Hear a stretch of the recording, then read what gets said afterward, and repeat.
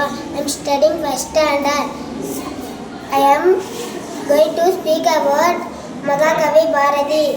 Bharati was born on December 11, 1882 in Ettayapuram, Tamil Nadu. His father name is Chinnasamy Ayya. His mother name is Lakshmi Ammal. He is Tamil poet and freedom fighter. He fight for equality, women empowerment, oppose caste system. Thank you.